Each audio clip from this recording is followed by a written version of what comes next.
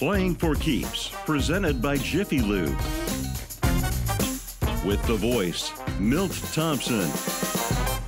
Delivering the best of sports programming. Interviews with top celebrities. And the answer to the question, where are they now? And now, Milt Thompson, Playing for Keeps.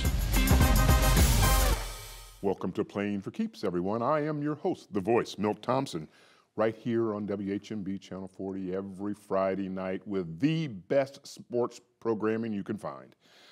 Thank you again. What a fantastic show we had last week. And thank you for everyone for consideration about our sponsors and those that help keep our show alive. And I know you'll patronize them. I know you'll go out to Jiffy Lube and take care of your automotive needs with Steve Sanders' operations of all their Jiffy Lubes. And I also know that if you need some legal services, you go to Blicky, Dillon, and Crandall, and they'll take care of your legal needs. And I know that you also go to East Spot Spas. I've been talking to the Continental Man over here a little bit about it, how you get those knees healed up. And you know, everybody that's been on this show, from Gary Brackett to Ray Tolbert to the others, and my goodness, they say, why didn't you tell me about this before? I know, Kelly, you're getting some treatments there, aren't you? So you got East Spot Spas. They're doing a little treatment on the old man here, too. So you'll want to take advantage of those opportunities to work with our sponsors, and bringing another sponsor on here real soon. The Hope Training Academy folks, and working at workforce development and getting themselves ready. Well, you know, we've had strong, powerful guests, and where are they now, and what their segments were, and you've heard everywhere from some of the best athletes in the world, from Dean Biasucci and from folks that just have been imprints on our great city, not only here but across our globe. And we're going to do that again today with a Continental Traveler, someone who's probably in the Continental Army, taking care of all our continental bases, right? We're going to stay against the rebels, but he is someone who you're all going to look up to and really, literally look up to, but always come back when we're talking about where are they now, and that is the incomparable Continental Steve Downing. We'll be right back here on Playing for Keeps. Playing for Keeps, presented by Jiffy Lube. Playing for Keeps, presented by Jiffy Lube. Welcome back to Playing for Keeps. I am your host, the voice, Milt Thompson. We're with the Continental Man today, and that's the Washington Continentals, if I think about it right. Steve Downing, welcome to our show, Steve. Thanks a lot. I appreciate you having me on. Well, Thank you. You know, we had to really dig hard to find you, man. Some people, you know, they're so big time, they're so VIP that you really gotta get on their calendar, and we finally were able to track down Steve Downing. Well, Kelly did a good job running me down, but you know, she just caught me at a busy time. But I'm actually glad I came, because I want to hear more about the knee place. Oh, absolutely. Both my knees are in bad shape. Well, my goodness, unbelievable treatments. Yeah. And we'll talk more about that, and maybe even off the set, because we're talking about the Continental Man today. Okay. We're talking about Steve, and everybody knows the history. Most people who are around, maybe the young folks out there don't quite remember. They have to look at it on Netflix or whatever it is they do. But you and Big George McGinnis had a dominant season at Washington, right? Tell us about that time and what led you into a great undefeated season there at Washington.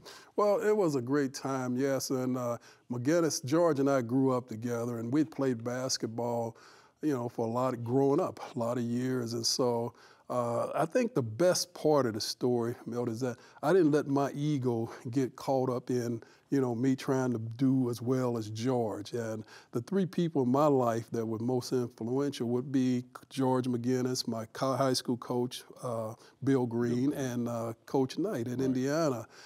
Bill Green told me as a player, he said, you're playing with the best player, high school player right here, McGinnis, so I'm not going to try to get you a shot or anything. You know, if you score, you're going to have to rebound. And so, you know, I averaged 20 rebounds a game, which is a lot in a high school game. But, you know, I really appreciate it, because I played with George every day in practice and in the summers. And, you know, it helped me as a player playing against someone that good. Well, we're working on getting Big George on the show. I know he's had some health issues. Yeah. Well, I told him I was coming. He knows that, and so he'd probably be looking for a call from Kelly. We've been trying to track him down a little bit too. A little bit. I've been concerned about his health. I mean, I've been on the dais with George on various occasions. He would always talk about being kind of steered as young kids, and right. he could have used one line of mine. I'll tell it real quick. But we were there, and a junior high school counselor told me I ought to do a profession that I use my hands. Okay. And so lo and behold, 30 years later, I come back to that same place, and I said, I got some of the best advice I ever had here. It said to use my hands. And, you know, my first 10 closing arguments in my first 10 jury trials, I was losing my hands. So George said, can I use that? I said, George, you can use anything I got. Because I can't do anything but you got. Right. But I remember in my memory banks, the two of you teaming up, and although you were very modest about, playing with someone as great, you had greatness in you too.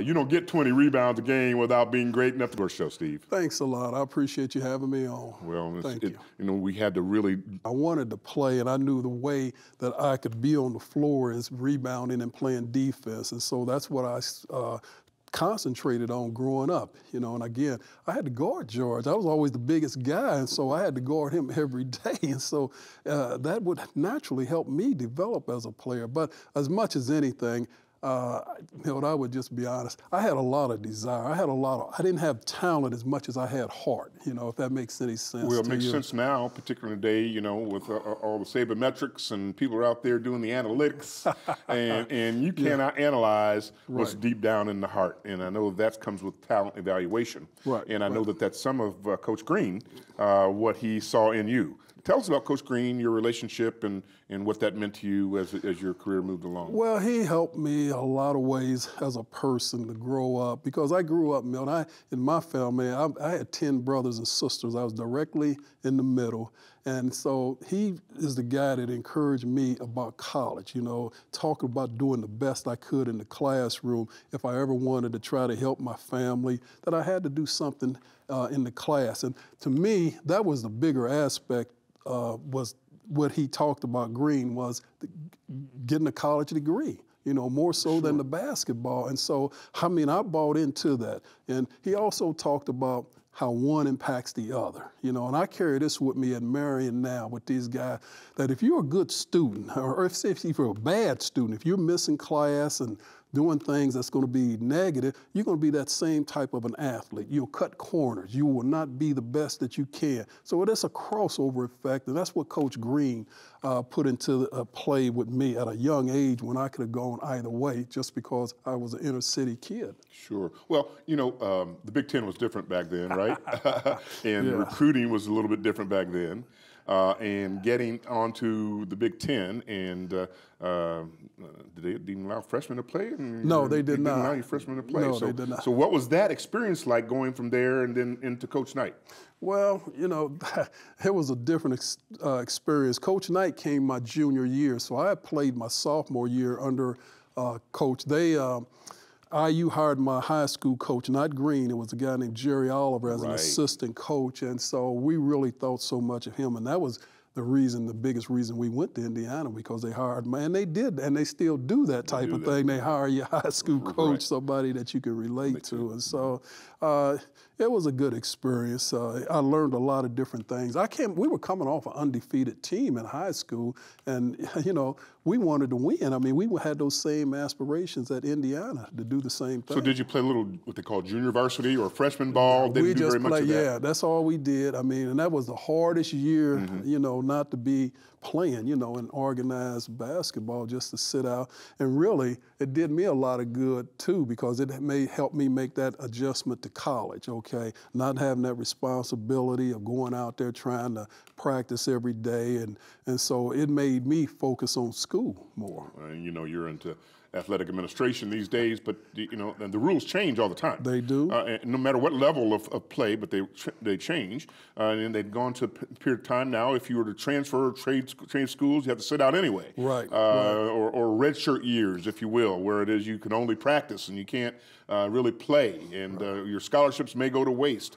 But so you took that year as a learning year. I did, and because, see, you mentioned rules, but back then, you know, today you had to be in a degree program. You had to be focused. Back then, when I started, well, you could take 15 hours of basket weaving. It didn't matter. I mean, just to be eligible, right, okay? Right. And so I went MIAC, and I never will forget him. I said, Jim Brown was my advisor. He was also the gymnastics coach. I said, look, I'm not going to take these courses. I'll flunk out of here. You know, I'm going to take courses so I can graduate. And, you know, that's exactly what I did, because I just knew my mother would be disappointed if I spent 4 years there and not have anything to show for it. Right. So, well, in comes this new brash young coach with an Army background and not taking anybody else's answers for anything. Tell us about that experience and your interchanges with him. Well, I remember him because when I was in high school, George McGinnis and I never will forget, we were watching the NIT, and we said, hey, West Point was playing on television, okay? They were playing in NIT, and I said, George, wherever we go to college, we don't want to play for nobody like that guy. It was Coach Knight. They were in NIT. I mean, he was screaming at the players and laugh, you know. And so when he got the job, I remember that story. It's the same man. It's the same guy, you know. And so, again, it was a different thing. And in my mind, Milt, I would tell you, I had thought about transferring because I didn't think I could play for him, you know. And my first meeting with him, everybody had a meeting with him. He walked in, and the first thing he said, I was the best player on the team because McGinnis left. He went to the ABA, in my mind. Right. And he said, first thing he said, Steve, he said, I want you to do one thing for me, okay? I want you to figure out where you want to transfer to here, you know, where you want to go play ball at, okay? And I said, I'm the best player. What do you mean? He said, Steve, I'm telling you, you're not going to be able to play for me. And he said, I said, why? He said, you're only doing just enough in school to get by, okay? And, you know, with that attitude, you'll be that same type of a player, okay? And I was. I mean, I was doing well. I would have graduated. He thinks he got me out, but I would have did it on my terms, Milt. I was right at a 2.1, 2.8 average, and he told me if my grades didn't improve, I ended up a 3-point, for me, was awesome, 3-point grade point average when I graduated. So, again, he was hard, and I never had a coach yell at me like that. I was, you know, I was probably a little bit, McGinnis and I prima donnas, but I really got to like him because I thought he cared about us. Obviously cared about you and tell you that you're not going to make it. Go someplace else if you don't stick with the program I got for you. We're going to talk to the Continental One about his IU experiences and then on to the pros and the second part of his career. We'll be right back here on Playing for Keeps with the Continental One, Big Steve Downing. Playing for Keeps, presented by Jiffy Lube. Playing for Keeps, presented by Jiffy Lube. Welcome back to Playing for Keeps. I am your host, the voice, Milt Thompson. We're here with the Continental Man, you know, Big Steve Downing. Steve Downing, I know you're off into a little bit of academic administration as well as sports administration at the collegiate level. That had some sort of impacts on you back when Coach Knight was getting you to play basketball and study at the same time. Tell us about that experience and how you learned the man, if you eventually learned the man at all. Well, I didn't think I did until I graduated because I never saw him smile. He never kidded with us or anything. I mean, he was always strictly business. I mean, Milt, I had my best game as a junior in college. I scored 47 points, had 25 rebounds against a good Kentucky team, okay? And so I'm going. From a guy who doesn't score, by the way. Yeah, but in practice, I mean, we always watch game film the next day of that game, you know, and so I'm thinking going to practice, and so we get there, and they edit the films, and honest to God, we won the game, And he doesn't show me scoring. Every clip of me is my man is scoring on me. You. And I don't get a rebound. Steve, you're out of position.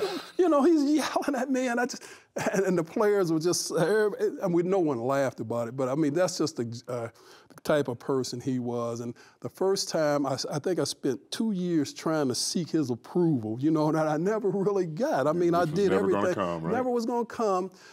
We played in the Final Four. We got beat by UCLA and St. Louis, and it was a great game. And after the game, it was the first time he came to my room, and he said, Steve, I'm really proud of you. I mean, and what you've done for this university, and I'll do everything I can to help you, with your dreams. I mean, he never said anything like that for 2 years that I was there, and that just meant so much, as the man, And from that point on, I wanted to go to work. He had called me after I got through with the pros that, hey, I want you to go to work for me. And so I learned so much from him in terms of dealing with people that I, carry to this day at Marian University working with these kids. I mean, he treated me, he treated us all the same. He treated everybody the same.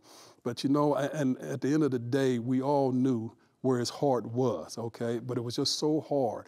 I told Quinn Buckner once, I said, Quinn, Coach Knight and I were flying to Boston after the season, and I would sit on the plane with Coach Knight, and he's telling me jokes, and he's laughing and stuff I never see. And Quinn, we talk about this. I called him when I got back. We didn't have cell phones. I said, Quinn, Coach Knight's human, man. He tells jokes. I mean, he's just, right. Quinn, no, I don't believe that. I don't believe that, Steve. Just a veneer. Yes. I had the good fortune to represent several former Bobby Knight basketball players, and the story seems to be the same. It's very consistent. So he does treat everybody pretty much the same way, yet at the same time he does extend the olive branch. If you have complied with, conformed with, and done what he wants, he can be in your corner. Yeah, he can, not only in your corner, but he's the type of guy, I mean, he does stuff for people that nobody knows about. Yeah. Right. And I said, Coach, why don't you let people know? I said, they would love, this is a great, no, that's not why I do it. He said, I want to help folks, Steve. That's not why I do it. And I don't want to please any of those, those people anyway, those jerks. Right. So, again, now he was and is, and I still go see him now. He having his issues right now, Mel, but it took you down to Texas Tech with him after the episode here in Bloomington, where he changed places. Didn't want to go to Texas Tech. I don't know if you've ever been to Lubbock. I mean, it's out in the desert, man, and I didn't want to go. And he kept calling. I went out there 3 times. The president from Tech, David Smedley, called me up, Steve, we can change this program around here at Tech. If you come, we got to have people to know something about winning out here. I said, I don't want to be out in the desert like this. And so I went because Coach Knight, and this is a true story. The 3rd time I went down there, and I said, Coach, I'm not going to this. We were in the car. And again, I'm I guess sensitive, but his wife and him, they put their arms around, they had me cornered in the car, and they said, Steve, we need, you meant so much to Bob here, and you got to come and help him do this. I mean, it got emotional. Right. And I've never told this story before, but that's the reason I wouldn't have no intentions of going to Texas Tech until that happened, where he's not an emotional person, and all 3 of us, they're hugging me in the car, and I said, whatever I can do to help you, Coach, I'm in on. That took you to another level. It took me to another level. And it helped him kind of relieve some of the pressure of the past that had occurred there, and gave you some real live administration skills. It did. What were your responsibilities there? Well, I did exactly at Texas Tech what I did at Indiana. I was a sports supervisor, oversaw football, basketball, track, and soccer. And so my deal with Coach Knight was, and it always, as a coach, as long as he was there, was that buffer in between, okay? Like when you mentioned Tolbert, you know, Ray, you can't deal with what he says, you know, you got to deal with what he says, not how he says it, okay? Correct. Where you get these players in there who don't know this, and players change over time, you know, and not everybody, I mean, today you can't, right? Exactly. And so all those guys, I know if any of them will tell you, Steve Downing was really good, and Coach Knight knew that too, because he's always, he's in attack mode, okay? I mean, he's not going to go around and try to consider. And so that's what I did at Texas Tech and at Indiana with our players. There are a lot of consistent things, and those gave you some training wheels, if you will, for where are you now. And we know where you are now. I know that the president down there at Marian University, I always tease him about building a fiefdom, and he's done that, changed the complexion of it. You're wearing a Marian football shirt, and I remember their very first football coach came on a radio show I had at the time, and he said, well, why are you doing football? He says, because we want more men to come to this school, and so they built on that. And now you are there as the athletic director. Tell us about that transition from big-time school to a school that's growing in stature at a different level of play. Well, I always wanted to be somewhere, every place I've been, where I can make a difference in people's lives, in particular young black males, because a lot of times if they're like me, they don't have that parent buddy or whatever. And so I've enjoyed this more as much as anything I've ever done because the need is there. And with the experience that I have, okay, that I can bring a kid in here and just, you know, if you saw me on campus, I mean, the respect level, I mean, because I don't talk to them about anything other than school. I don't talk to them about their points or whatever. And so there is a need, and going from I just think I have more impact right now than what I'm doing, okay? And let me just say the last thing here on Coach Knight. What helped me form all my philosophy was not only Coach Knight, but he has great buddies. You know, I've been able to sit in a room and ask guy, and I kept little notes on Tony La Russa, Bill Parcells, Bill Belichick, Johnny Bench, Pete Rose, where I've been able to, what makes you Jim Brown? You know, where, and they tell me what made them special, what made them win, okay? And I wrote it down. Bo Schembechler was great with me. You know, he said at Michigan, he was the football coach. Right. I know you know that, your audience. I know you know that. Maybe the audience maybe not know. They may not know that. But he said, Steve, we at Michigan, we win because we expect to win, you know? And if you expect to win, you're going to do all those things. You're going to train. We're going to out-train Ohio State. We're going to outwork them. And so, again, and I bring all of that every day because I don't forget it. And so now I'm talking to my coaches, and that's why we've had the success in my mind athletically. We've been able to win across the board in all our sports, not just football. We won national championships in women's basketball, volleyball. Not just cycling either, right? Not just cycling, yes, football. And so again, I like to bring along, and President Elsner, you mentioned him, he's a great guy. I mean, he's a great leader, and he has allowed me, and as you know, he's a politician. He works it out there. He's raised a lot of money in order for us to do a lot of the things that we do at Marian. Right. Well, you know, we've had Fred Glass on this show talking about athletic administration and how he got there. Your backgrounds in sports are somewhat similar, but being an athlete doesn't always translate into being an administrator. Just because you're a good athlete doesn't mean you're going to be a good coach either. Right. So how do you go about picking your coaches and supporting them? Well, and again, this is not bragging when I tell you this, but I have all these young, and I tell them right away, we have coaches meetings where I sit them down. Nobody at this school knows as much about winning as I do, okay? And for the reasons that I mentioned, not just because they know more X's and O's, okay? But Mel, you know this. That's not all the way the reason why you win, okay? Talent, okay? You got to get to that root cause of this person. What you want is their heart and mind. You want that athlete to run through that wall for you, okay? A lot of these young, they just see the athletic part, okay? I want my coaches to invest time. Milt, what do you want to do when you leave Marian? How can I help you accomplish your goals? And I'll tell you, if that comes across, they will run through the wall for you. And they have to communicate that in a way that it is received, just like here, everybody's going to receive the Continental One, Steve Downing. Thank you so much for being on our show today, Steve. What a pleasure. It's always good to be with a champion, man, and you are that. Come back here next week for Playing for Keeps. next Friday night at 9 p.m. We'll see you then.